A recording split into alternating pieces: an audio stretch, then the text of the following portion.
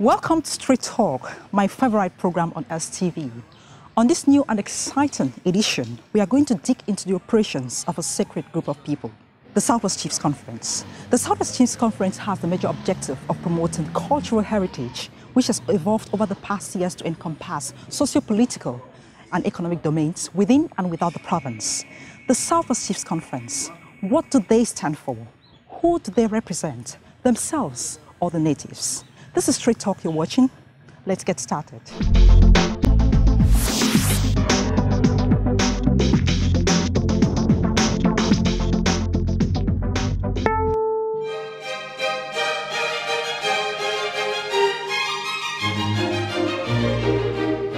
His Royal Highness Eso Ito is the chief of Ekondo-Titi and he's the president of the Southwest Chiefs Conference. He's also the paramount ruler of the Balondo clan. He's the president of the Oroko Language Development Committee. He also doubles as the board chair of Pamos Plantation, PLC, and he has a honorary award in leadership. Your Highness, thank you for inviting us to the warmness of your palace. Thank you, you're welcome.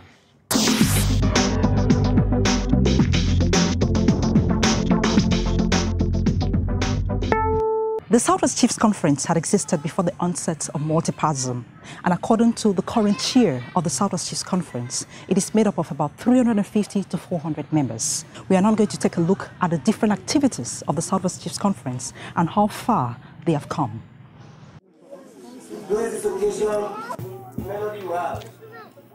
The Southwest Chiefs Conference has a history. Its main target is the self-actualization of the Southwest people, to identify their needs and be able to express them on behalf of the people. According to many sons and daughters of the region, the Southwest Chiefs have derailed from their primary objectives, which is to promote cultural heritage and contribute to the economic development of the region. The Southwest Chiefs Conference is expected to connect with government and network with development structures, but many have complained that they are not working hard enough to impress the natives of the region. Many people continue to cry that development needs to be concretized, but vices are delaying the advancement of the region. Lack of cooperation, division among ethnic groups, lack of the will to collaborate with appointed persons. The Southwest Chiefs, even though have been negatively criticized, are proud of the fact that for their many years of existence, they have contributed in maintaining peace in the region and in the country. What is the Southwest Chiefs roadmap for 2009? For the roadmap was and is what we have put in place as the stakes for the Southwest people to see about the development, to liaise with government, to liaise with other development component structures in the nation and at times even abroad, to be able to see what we can do at our level to ensure a harmonious development of our people. Your Highness, talking about the development of the region and looking at your action plan, in concrete terms, what has it been all about for the year 2009? Oh, it had been, one, to ensure peace, which is important for any development to be effected. Then, to draw attention of government to some of those things. And we know the state of our roads. We know the state of our socio-economic infrastructure. We know the state of the agricultural setup. We are the breadbasket of the nation. We know how much the Southwest region produces by way of oil. We know what we contribute, and we, like the spokespeople of the region, must always draw attention of government to what we offer so that we, in return, can have what we think is deserving. In February 2010, you will be leaving office as the president of the Southwest Chiefs Conference. What have you done for the people of the Southwest region? Frankly, we continued with the structure which my colleague, the outgone president, Chief Tabitha Chief Tabitha initiated. And as I said, it was continuity. So we took it from a level to the present level because, in fact, it is a project which requires financing. And we depend on gestures. One of such was the Orange Company. Other people have come in to help us. Okay. And we can do just what we are able to do with the available resources. But above all, we have held meetings, in fact, to sensitize our populations to react positively to whatever government is making available to the population so that, like all other areas, they take advantage. You know, government puts structures in place, and if you don't sensitize your people, these things will not have any meaning. It's like loan facilities, it's like organizing CIGs and NGOs and so on to be able to take advantage of what government puts in place. So this one we are doing to sensitize our people. We are, as I said, if you see the state of our roads, we join all others to say the roads need maintenance when it is maintenance, and now the cry is the roads need to be tarred, and they have been named. So we think that this is what we have done so far, and we have been promised that, for example, the road to Mamfe, there are hopes, the road to Aqua from Loom. You see what has happened this year.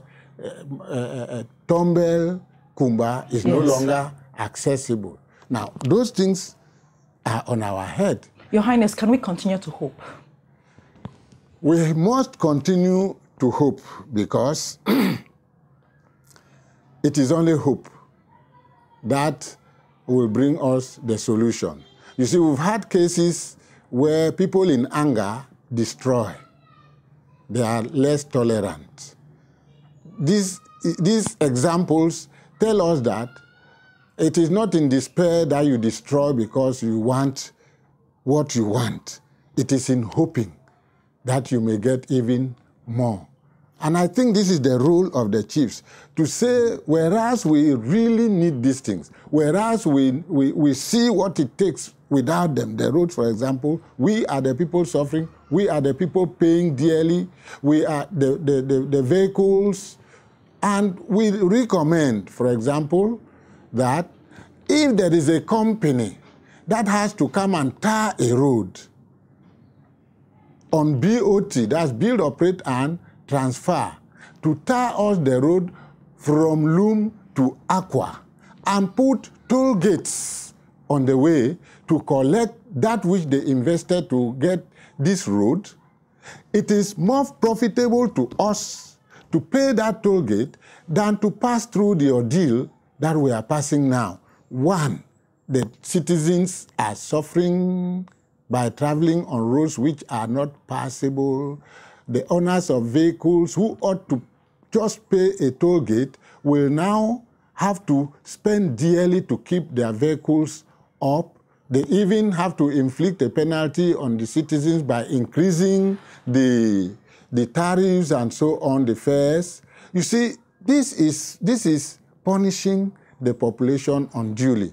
And we would recommend, as we've always done, that it's good to our government, fortunately, has an image which it can work with other agencies and so on, nations, which can do this job and collect the money from us peacefully instead of the citizens passing through the type of ordeal. So this is our job, you see. In this, we should hope. We should hope because it's like a child whose parent is complaining, I don't have money for you to go to school. You have to be angry, but if you take your cutlass and cut either your father's head or destroy even the books that you should use, we say, no, it is in hoping that we will realize. Your Highness, let me take you back to the construction of the hall. the Cultural Jamboree Center in Boya. Yeah. At what cost is it estimated at? Oh, that was one of the problems. You see, it was designed to cope up with the place. Boya is a volcanic area, and the hall is supposed to accommodate, whenever the time comes, in a meeting, the whole of the province, and talk of people from other parts of the country who would usually attend. So it was valued at milliards. Can we have a roundup figure? Maybe you being the president of the Southwest Chiefs Conference. No, I did not look at it. I did not look at that. Okay. But it is expensive to put it up. But actually, concerning the construction of that hall, is that priority the future for the Southwest region? Its priority. Is that the future? It's priority for the future because in Boya, we actually don't have a befitting conference hall. So this is where we think that even government should come in to help us. Because, for example, look at in other areas, when CNU was in place, in those days, we were contributing to put those structures in various places as militants of a party. So those places have inherited structures which they are using today for socio-economic development of the area to house meetings of the type that we intend to have in Boya. So this one now has been left entirely in the hands of the citizens of the region. It is unfair treatment. That is why we think that we should involve as many people as possible to put up that structure. Because at a time when we are talking of decentralization, the region will use that as a structure to house the type of meetings that will be held at regional level. We will not look for another one. Your Highness, can that not be considered as a very main goal as compared to the different areas of needs in the Southwest region? It is not a main goal because infrastructure is a booster, is a morale booster. If you go to somebody else, we went to Durban, for example, for an international conference of traditional rulers. We saw what was put in place there. Now, if you go somewhere else, they will house you probably in the Congress Hall, but you will feel the comfort of the Congress Hall and enjoy the facilities around. But then you ask yourself, how did they acquire it? So structures. The Palais de Congrès in Yaoundé, for example, boosts the image of the nation. If they have to have a meeting there, inviting people from all areas, and then you put them in a structure which is not, it does not befit. It is, in my opinion, and in the opinion of the Southwest people, it's like you don't appreciate values. The problem here is we are not able to raise the money. It is not that if we had the money to build it, will be considered a waste of money. Your Highness, monarchies the world over have often played a key role in the establishment of democracies and have also been the driving force behind economic development and social evolution. Can we speak the same of the Southwest Chiefs? Oh yeah. The Southwest Chiefs Conference, and as I said, has a history. It had contributed in no mean way to the democracy of our nation. You remember that we have an advancing democracy. It is growing. It started from the ashes of a single-party system, when people had not gotten used to competition, when results of elections were known before we ever went to the poll, because at that time you had to publish a list, and the moment the list is published, the parliamentarians, the councillors, these are already known because there was nothing like competition. Thereafter, democracy came in, and some people took democracy as a war on want. And we said, no, democracy is more of mental, how you can convince the people to stand by your side than to go to the streets and cause destructions and so on. So the tools of democracy have to be developed. And if you see in our region, we hated violence because democracy is not equal to violence.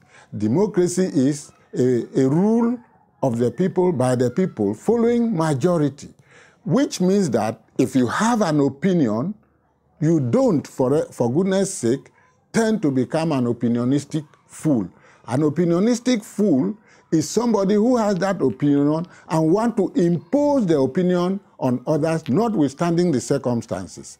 The circumstances in a democracy are especially majority wins the vote. When a majority is declared, that majority must be respected. So I think that the Southwest Province played a vital role in regulating, in harmonizing, in educating the people that you should vote. And when you vote, that is the result. Because in some areas you find people voting there and winning. It is here, it is this party that wins, they rejoice. There it is that party that wins, they rejoice. There it is another party. There were so many parties which had the freedom to operate in the Southwest region. Everyone was operating freely. That is testimony of the broadness of mind of the people to accept democracy. Then, if in your own ward or your cell is the SDF that has won, and the other side, like Ekondo-Titi, for example, we have areas where SDF must win. We have areas where, because of the components of the people. But the overall, when you put the overall result, you will find that it is this party that wins. Therefore, that result must be accepted. That is the role which the chiefs play to make sure that the people adhere to the principles of democracy. Your Highness, in a couple of minutes, we'll be coming back to how tied up the Southwest Chiefs Conference is to politics in Cameroon. But there's this question I would like to ask you. In terms of economic development, which is one of the major priorities of the Southwest Chiefs Conference, in concrete terms, what has that forum done to bring down the unemployment level in the region? Unemployment, again, is a serious problem, not only in the region, but in the nation. And the conference identified agriculture, business, education as areas which can help to bring down the unemployment. To bring down the unemployment means that there is no nation where all the people are employed by government. No, there is no nation. But people can develop a will to develop themselves. Then they would need the means. You need the will, you need the means. So the Southwest region, in fact, immediately following my takeover, we convened a serious meeting of all the Southwest people to draw our roadmap. And we said, people must first identify themselves. You should identify yourself to know what you are capable of doing. Then you get into it. If it is business, if it is agriculture, if it is, as you find in other areas, you see, you go to school, you learn to come out to be self-employed. Your Highness. So we should take advantage of all of this, whereas at the level of government, we make sure that our own also are considered in the ratio. Your Highness, what are the success stories of the Southwest Chiefs, beating down the unemployment level? Or are we still hoping that it's going to come someday? No, as I say, What are those success stories? The NGOs, the common initiative groups are doing a lot to provide the necessary funds to local communities to get involved in development ventures. If you get to my yard here, I want to be the example of such a person and those things are all being encouraged. So I take advantage. I have pigs in the compound here. I have goats in the compound here. I am growing snails in the compound here. I'm growing cane rats. I have a small poultry commensurate to what I am able to manage. That is to show as an example. Here we are near the sea.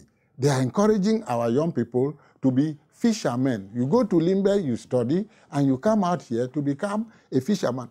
I think that if you are an effective fisherman, you will not think of employment anywhere else. Your Highness, one of the natural resources that Cameroon is said to be obsessed with is oil. And the southwest region is, of course, blessed with sonara. Don't you think that it's quite embarrassing to know that, the sons and daughters of this region have not benefited enough from that company, from that state-owned corporation? Oh, that one is a case in point. And, we got to know that the ratio, employment ratio, is not what we can consider to be the best. Here, it requires negotiation. You must have negotiating tools in order to put your case across. So it is to make sure that we meet the authorities and draw their attention to what should be considered as an irregularity. Then, as I said, studies.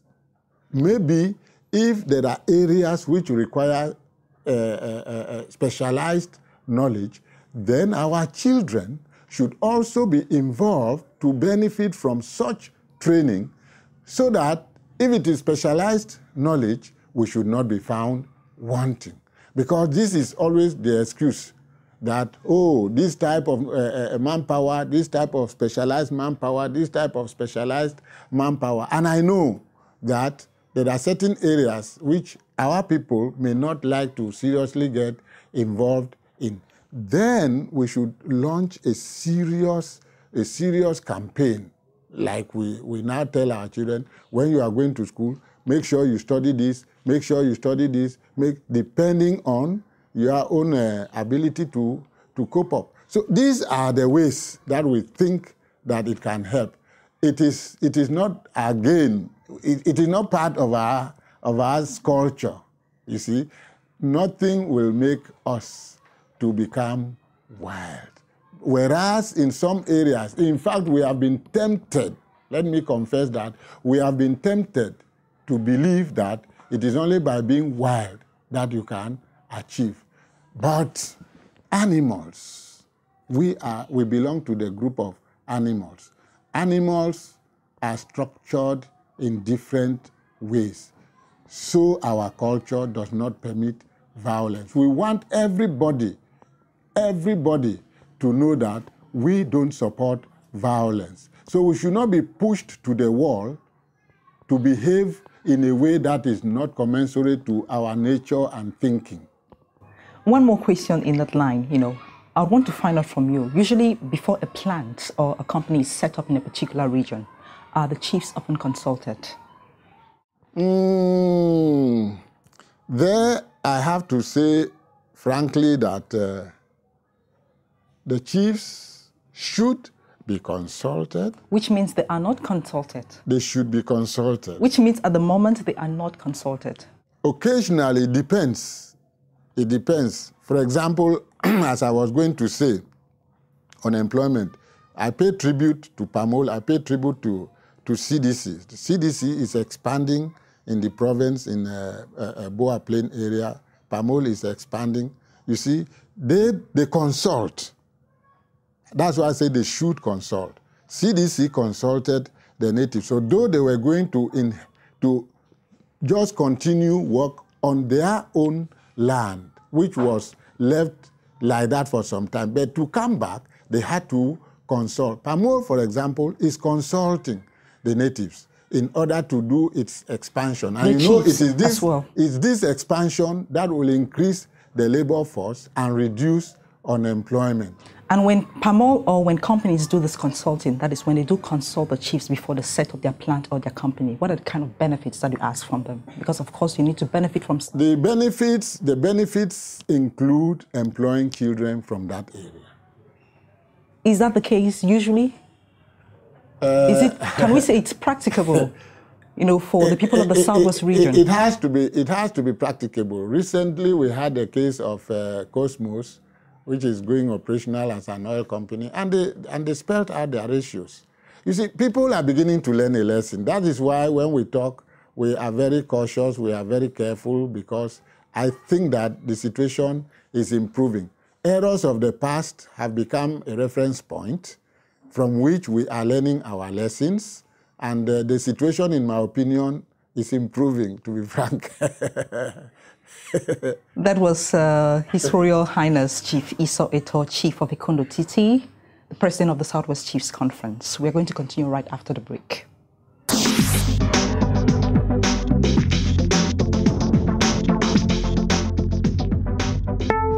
Welcome back to my one-on-one with the President of the Southwest Chiefs Conference, His Royal Highness Esau Eto, the Chief of Ekondo-Titi. Your Highness, in Cameroon and in the Southwest region in particular, chiefs have often been criticized by outsiders as people who simply follow the political will propelled by the ruling party. Is that true? Simply follow may not be the real word. What is the appropriate word? To work with.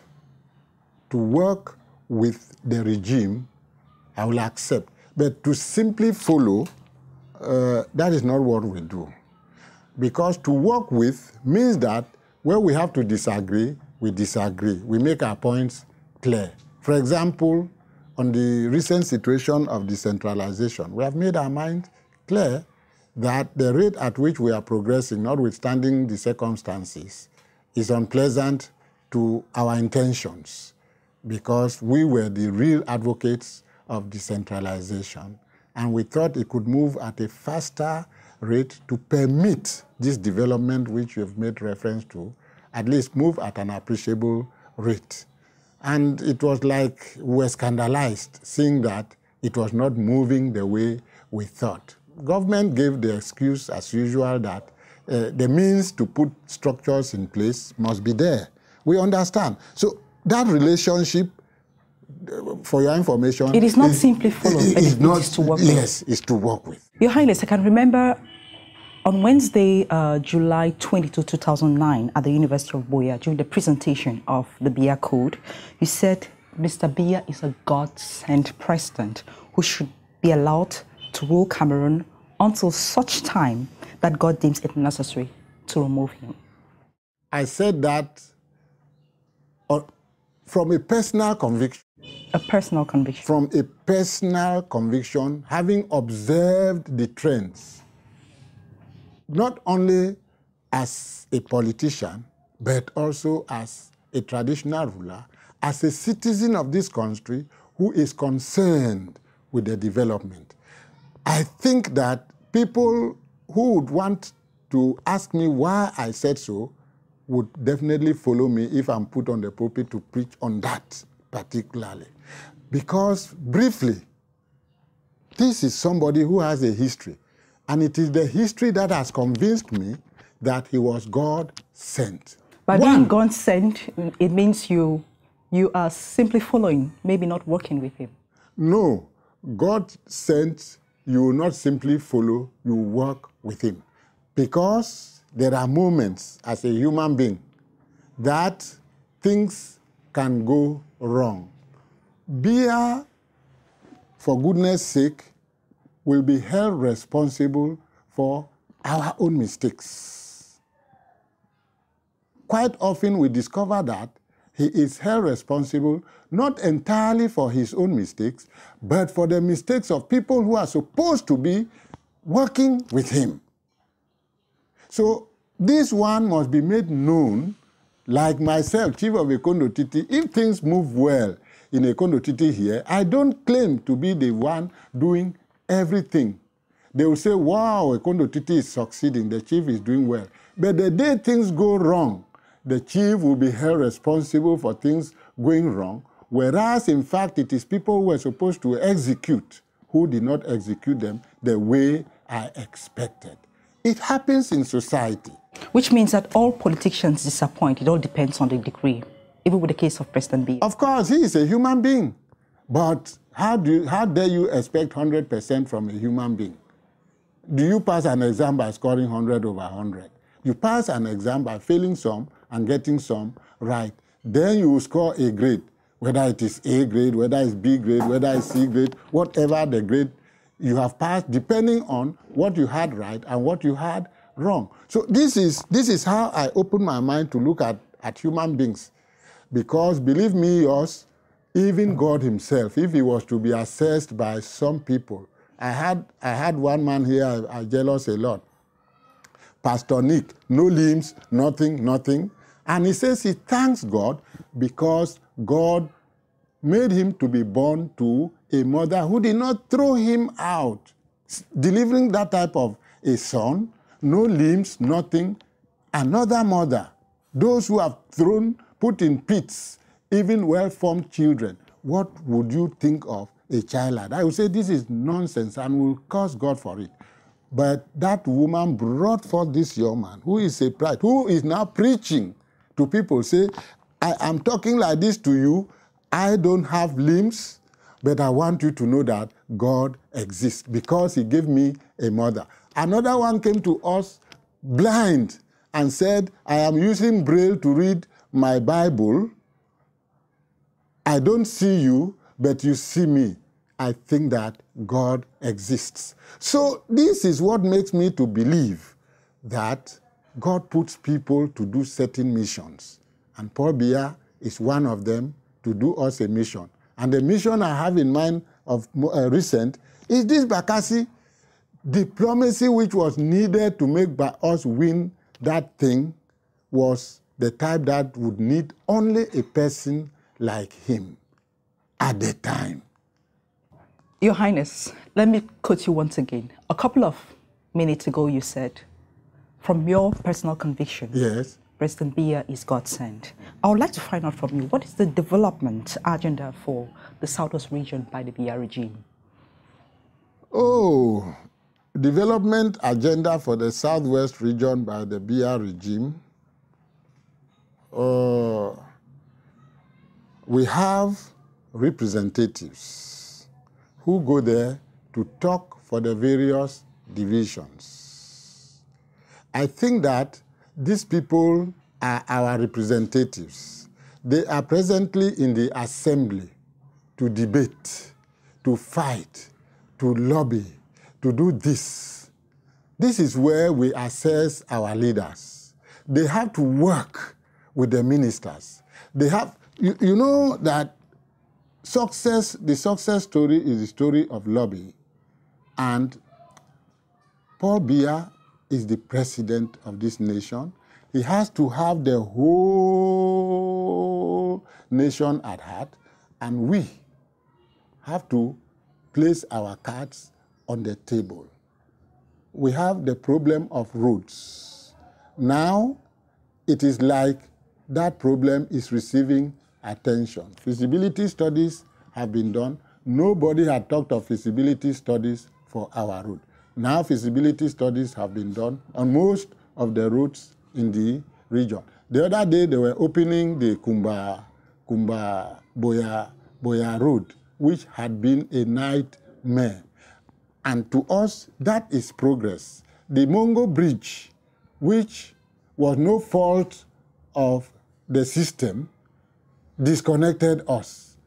And it is like a tornado blowing off your roof and people come to the rescue. So some of these things show to us that there is some concern. Otherwise, monies which was now used in building the Mungo Bridge should have been used in doing something else. So when you find a father who is showing concern like this, it requires some degree of gratitude. Otherwise, some people in ingratitude, it is like they have not done much and they are not being appreciated even for the little that they are doing. So we of the region will, like Oliver Twist, continue to say we need more. We are not saying that nothing has been done. So you're saying it wouldn't be fair to say that the motions of support and the 100% to the BR regime has only made the Southwest one of the poorest of... Not the poorest. I mean that there is progress for which we would need more. We will not say we are satisfied. Oliver Twist was not satisfied. We are the Oliver Twist who will want more. This does not mean that nothing has... I'm quoting examples of things which are being done, interventions here and there, and so on. So we think that something has to be done, not because it is meeting a void, no, because we have to continue from somewhere. Does the Southwest Chiefs Conference support the head of state in all his political ideologies? Political ideologies. Which are these political ideologies? We talk of peace. We must support him because peace is very necessary. He talks of rigor and moralization. He talks of accountability. He talks of, in fact, punishing those people who don't want to live the way he wants, he expects. We must support him in all of this. And of course, in his 27th... So far... In his 27th... You have quoted all the good aspects of his ideologies. Yeah. I want to ask you, are there some negative aspects? You've talked about peace, you've talked about rigor and moralization. Are there some negative aspects? Which we should say no. Which you're supporting? No. So there are no negative, aspects in his political ideology? The one which appeared to be negative, the one which appeared to the people, only one which appeared to people to be negative for him to desire to go back again. Even that one, I support. You want him to go back again? Oh, by all means. You want to see him on... Because, yes, because I'm saying so, I said so that until God removes him from there. It is God who removed Ahijo now. Why should he resigned. It's God. When he realized that the whole thing was over, then he said, Mapubwa. He regretted it later on, which means the will of God was working on him against his own resistance. He was blamed by his people that a Muslim does not resign. Then it dawned on him that he had done a wrong thing. This is the will of God. You can remember how Cameroon felt when he resigned. It is like there was total darkness. This is the will of God. Paul Biya is a human being. Let us hand him to God to rule Cameroon in the hands of God. Then it will be God's time and God's way to make a substitute. I don't like this thing of fighting. Your Highness, that is a motion of support you're giving there. That is a motion of support. But you said I did it. If I did it impulsively, now I'm doing it deliberately. You said I did it. You quoted me that I did it somewhere else. If I did it impulsively, and I said it is from a personal conviction. In fact, I have admired his way of life. I have admired, and God, as if God must give him everything, he gave him a deserving wife. I don't know what you want me to say about a deserving wife also. Your Highness, thank you very much. We are now going to move on to some other area, a little bit away from, politics. Thank you very much. The reclassification of chiefs is a very biting and sensitive issue which needs to be revisited. Unfortunately, many chiefs have never benefited from emoluments due to traditional rulers, which has led to the existing state of their penury. Any headway in resolving this issue? Yes. we have been making recommendations, appeals, that it is necessary. You know that... For how long have you been making these recommendations? As long as we should be making the recommendations, because our attention has been drawn to the fact that the chieftaincy institution is a national affair. The Southwest region has its own peculiarities, which we cannot use them to impose on the national concern. There are areas where one chief is accepted by the people to rule the whole division, and there are areas where one Lamido, one this is accepted. I have been attending whenever they invite us. I see actually what it means, because with us, in fact, every village has a chief. Then we go to structures which can make one a paramount ruler, like I am. I don't interfere in the local administration of the individual villages until something comes up which will require collective intervention. This is where I come in. So our structure is not like in other areas where the man is there and the rest are not bothered whether he's receiving something alone or not. But with us, we have made the recommendation that because our villages are being led, and these leaders we call chiefs are effective on a regular, on a daily basis, let the remunerations be given to every person proportionately so that nobody complains. You have made these recommendations for a very long time, and we have some chiefs that even fought for this cause and died, like the late for S.A. Are of Osing. We have Chief Victor Obi of Ndian, and even Chief Magbo Williams of Labour. Yeah. But just the fact that it's taking too long, is that not an indication that you people have been abandoned by the government? As I said, doesn't that feel, not abandoned. It requires neglected? Study. It requires study to take a decision of national significance. This is the complaint. In fact, for long they have been studying the problem, and they think that to come out with a solution, it should not apply only to our region, because we have our own problems. Yes, if they are going to study it in such a way that they will make it a special case. In fact, it came up to a time when we said, let them try us as an experiment. Because in other areas, they don't have our type of problem. I'm sure you understand the problem which I've highlighted as far as chieftaincy is concerned. We have our colleagues in the province, in this same province from the BLM, for example, where, in fact, when we started, they were coming only 2, representing the whole area. And it bothered us because representation had to be more than that, especially if 10 have to be selected to go in to constitute an electorate. So for them, there was no problem. So it's like we are creating problems where people don't see a problem. But we want our own to be considered as a special case. Your Highness, the former Prime Minister of Cameroon, Chief Ifeanyi Noni, is a member of the Southwest Chiefs Conference. Yes. Actually, what contribution did he bring to this area we're talking about, that of emoluments? The same type of contribution that should make people understand it as a peculiarity. That is all. Because, man must be a replica of society in order to understand the complexities. You'll be talking to somebody. If he is presenting it, he is not alone to pass a ruling on the matter. You'll be talking to some other people who don't seem to see what you are talking about. This is the problem. You talk to a Northwesterner, you talk to a Northerner, you talk to this. They don't seem to see what you are talking about because they don't have any problem related to this.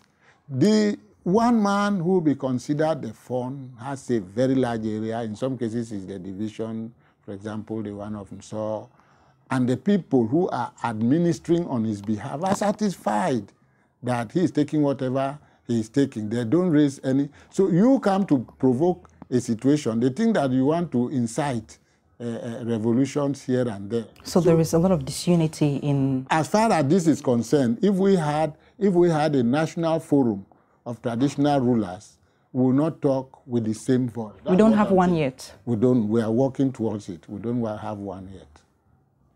Mm-hmm. We will not talk with the same type of concession that you would expect traditional, like it will relate to other matters. Your Highness, you took over from Chief Tabitha. Can you evaluate his legacy as the president of the Southwest Chiefs Conference? Chief Tabitha, all of us in the region know that he worked hard. He is a fantastic man by his personal makeup, by his environment. You know, there's a difference between personal makeup and the environment, which helps you to perform. You speak so well of him. You people are very close then. That should be why we are close, because I cannot be close to a man whom I do not understand very well. And I must speak well of him. Did your closeness with Chief Tabitha influence your election as president of the Southwest Chiefs? No, it is not Chief Tabitha who elects. It's the Ndian people who elected me. He was only happy that I was elected. But he himself did not influence it. He was happy that he could find somebody with whom he has worked all along. I had worked as treasurer. At least I had the insight. I can talk about the conference without reading a book. I can talk about, wake me up from sleep. I'll talk about SWEC without reading a book. Don't ask me about dates, ask me about facts. How united is the Southwest Chiefs Conference? The Southwest Chiefs Conference is very united, because I remember at one time in the regime of Nakuve in Delhi, they wanted people wanted to bring us disunity in the conference by making another executive. Nobody followed them, which showed that we don't want such sentiments to prevail in a conference which is out for a common purpose. Your Highness, thank you for being my guest on Street Talk and for sharing the insights of the Southwest Chiefs Conference. Thank you very much.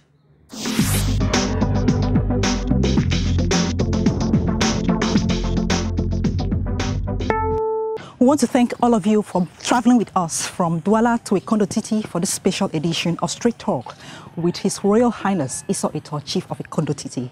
We thank you for watching and join me next week for another edition of the program. Goodbye.